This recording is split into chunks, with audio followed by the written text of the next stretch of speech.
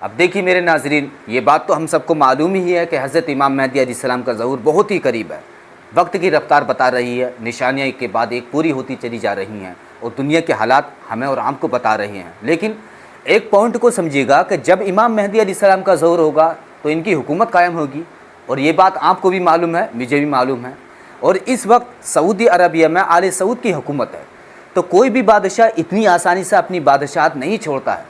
اور یہ آپ کو بھی معلوم ہے، مجھے بھی معلوم ہے کہ اس وقت عرب کا کیا حال ہے اور وہ کن لوگوں کی گود کے اندر بیٹھ کر ناچ رہے ہیں۔ تو اتنی آسانی سے یہ آل سعود اپنی حکومت امام مہدی علیہ السلام کے حوالے نہیں کریں گے۔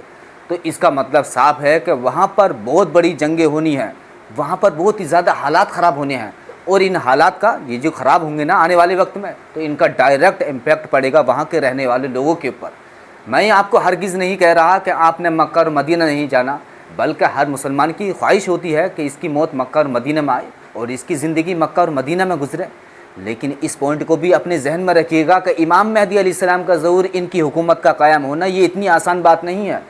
اس کا مطلب ہے کہ آل سعود محمد بن سلمان کی حکومت کا ختم ہونا اب طے ہے۔ آنے والے وقت میں یہ جو کچھ ہو رہا ہے نا، یہ اب معاملات اسی طرف جا رہے ہیں، اور وہ اتنی آسانی سے، یہ آل سعود جو ہے نا، اتنی آسانی سے اپنی پاور کو ہینڈ اوور نہیں کریں گے، بلکہ ایڑی چوٹی کا زور لگا دیں گے یہ آل سعود بادشاہ اپنی حکومت کو رکھنے کے لیے۔ اور اس کے لیے وہ بہت سے کرائے کے ٹٹو ہائر کریں گے، اور کچھ کرائے کے ٹٹو انہوں نے ہائر کیے بھی ہوئے ہیں اس وقت میں، آپ کو بھی معلوم ہے اور مجھے بھی معلوم ہے۔ وہ جہاں پر ڈالر اور ریال پھینکو تو یہ کرائے کے ٹٹو جو ہے نا وہاں پہنچ جائیں گے، اور پہنچ چکے ہوئے ہیں۔ اب مجھے آپ یہ بتائیں کہ یہ کرائے کے ٹٹو حضرت امام مہدی علیہ السلام کے ساتھ کھڑے ہوئے ملیں گے، یا پھر ڈالر اور ریال کے لیے آل سعود کی حکومت بچاتے ہوئے آپ کو نظر آئیں گے؟ اس کا جواب آپ کو بھی پتہ ہے اور مجھے ہی پتہ ہے، اور وہ یہی ہے کہ یہ کرائے کے ٹٹو آل سعود کی حکومت بچاتے ہوئے نظر آئیں گے اور امام مہدی علیہ السلام کے خلاف کھڑے ہوئے نظر آئیں گے۔ اور یہی سچائی ہے، تبھی کہا گیا ہے کہ امام مہدی علیہ السلام کو تو بہت سے لوگوں نے ماننا ہی نہیں ہے، ان کے ہاتھ پر بیعت تو کرنا بہت دور کی بات ہے۔ یہ تو ایمان والوں کی خوش قسمتی ہوگی جو کہ حضرت امام مہدی علیہ السلام کے ساتھ کھڑے ہوں گے اور ان کے ہاتھ پر بیعت کریں گے۔ تو اس وقت بہت سے لوگ اسی تاثر کے اندر سوچ رہے ہیں کہ وہ مکہ اور مدینہ چلے جائیں گے، وہاں پر ان کو ریفیوز مل جائے گا، پناہ مل جائے گی۔ یاد رکھیں کہ مکہ اور مدینہ میں صرف دجال انٹر نہیں کر سکتا، لیکن باقی تمام مشکلات وہاں پر آئیں گی۔ اگر آپ یہ بات سمجھ لیتے ہیں اور اس کے بعد آپ مکہ اور مدینہ جانا چاہتے ہیں تو بسم اللہ کیجیے گا، بہت اچھی بات ہے، بلکہ ہمارے لیے بھی دعا کریں۔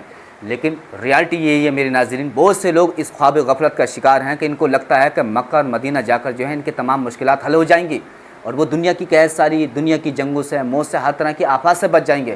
ایسا ہرگز نہیں ہے، بالکل نہیں۔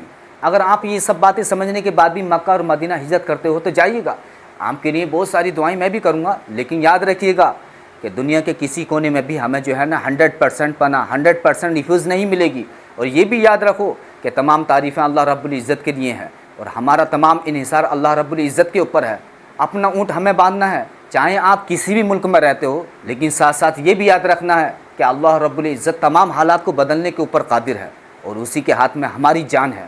اگر ہم اسی پر جمے رہے تو انشاءاللہ اللہ رب العزت آپ کے اور میرے لیے وسیلہ بنا دے گا۔ اور یہ جو تمام مشکلات آ رہی ہیں، جنگیں پھیل رہی ہیں، دنیا بھر میں طرح طرح کی باتیں ہو رہی ہیں، تو یہ غمگین ہونے کی کوئی ضرورت نہیں ہے۔ اب معاملات اسی طرف جا رہے ہیں وہ جس طرح حدیث پاک میں بیان ہوا ہے، یعنی حضرت امام مہدی علیہ السلام کی ظہور اور ان کی حکومت کی طرف اب معاملات اسی طرف جا رہے ہیں۔